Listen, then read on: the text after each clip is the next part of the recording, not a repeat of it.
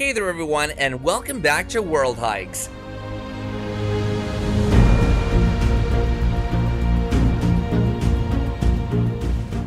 The Grand Canyon National Park is one of the 15 beautiful national parks in the United States. As its name suggests, its main feature is the Grand Canyon, which most people view as one of the many wonders of the world. Here, we're going to take a deep look into the Grand Canyon National Park USA Guide, so without further ado, let's get straight into the video. Number 5. Overview of the trail. The Grand Canyon National Park is located in the northern central side of Arizona, which is slightly east of Las Vegas.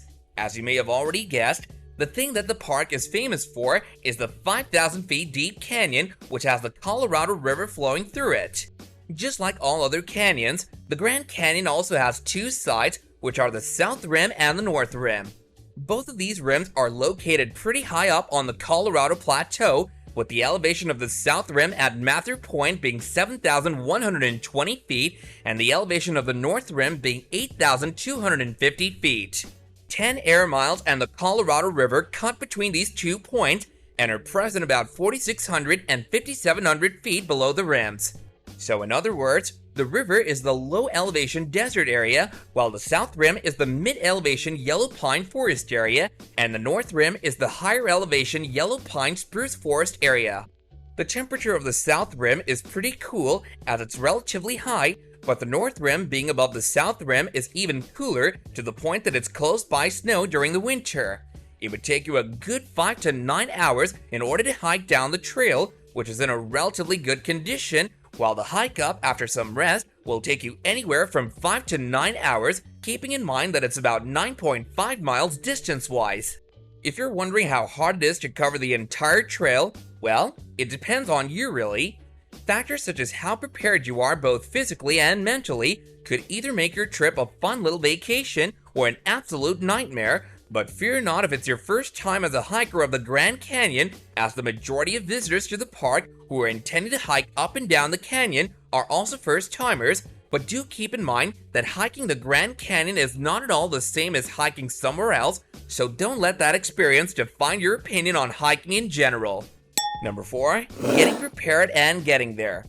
Before you decide to go through with the idea of taking on the trail, try hiking on a local hill first. If that's not an option for you depending on where you live, then maybe try some weight training. The things that you would need to focus on the most though would be your shoulders and upper back so you can carry your backpack without any problems, and also your legs so you can hike without burning out too quickly. The fact that you'll be hiking with a pack makes it rational for you to train with a pack. If you're thinking of bringing a shotgun along on your trip, then you might want to reconsider that, as the wildlife in the canyon is not really that dangerous and the steeps are also quite safe. Now when you're finally prepared physically, what you then need to do is focus on what to wear and what to bring with you on your trip.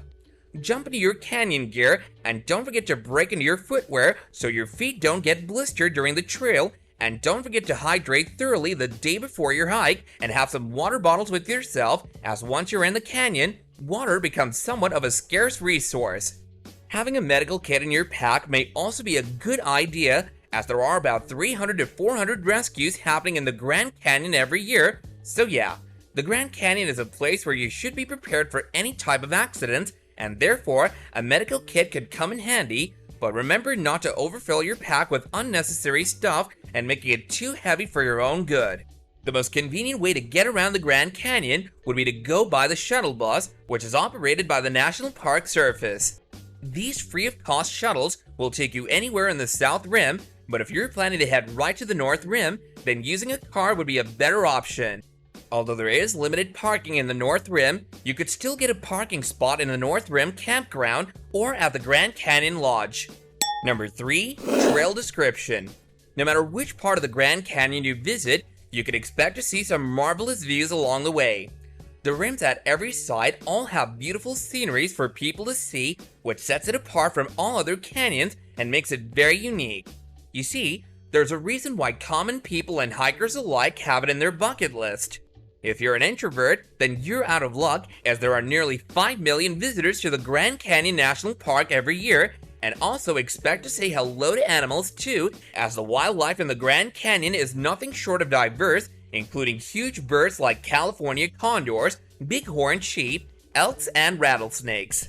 The unique Grand Canyon is one of the most prominent examples of the Great Unconformity, in which 215-million-year-old rock strata date back to up to 1.2 billion years, so it's a complete heaven for geologists or geology junkies as well.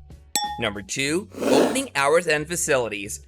The South Rim is open all year round, including the holidays, and for 24 hours a day, and with that comes visitor services such as camping, restaurants, and lodging, which are also open 24/7. The Grand Canyon National Park strongly recommends visitors to book camping and hotel reservations during the seasons of spring, summer, and fall. On the other hand, the North Rim's time to shine starts from the mid of May till the mid of October. However, the camping, hotels, and food services in the park are open from May to October due to the harsh conditions of winter. There's also a short period of time when the North Rim is only open during the day, which typically starts between October 15th and November 27th, which keeps on going until the snow closes. The Grand Canyon National Park also offers emergency services such as emergency medical services, structural firefighting, search and rescue, preventive search and rescue, and all hazard incident management operations. Number 1. The mountains and landscape. The landscape consists of many raised plateaus and structural basins, which are common in the northwestern part of the United States.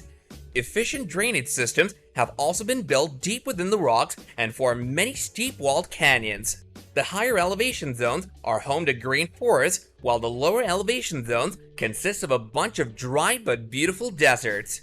The Grand Canyon officially became a national park more than a century ago on February 26, 1919, and was declared a UNESCO World Heritage Site after a while.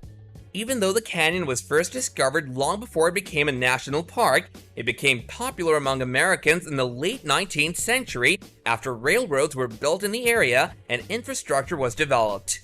President Theodore Roosevelt was also quite fond of the place, and after his visit in 1903, President Roosevelt said, "The Grand Canyon fills me with awe. It's beyond comparison, beyond description, absolutely unparalleled throughout the wide world. Let this great wonder of nature remain as it now is. Do nothing to mar its grandeur, sublimity, and loveliness. You cannot improve upon it, but what you can do is keep it for your children, your children's children, and all who come after you as the one great sight which every American should see." The park is also an ecological refuge of sorts and has relatively undisturbed remains of ecosystems that were thriving before, like the boreal forest and desert riparian communities. It's also the habitat of various rare species of flora and fauna that are found only in the Grand Canyon and nowhere else on the planet. The park has also run a fair share of programs in order to safeguard all of it, and their attempts have proven to be successful. Well guys, this about wraps up our video. Do be sure to hit the like button and don't forget to subscribe to our channel if you haven't already, as well as press that bell icon so you don't miss out on any of our upcoming content in the future. Until next time guys, take care and goodbye.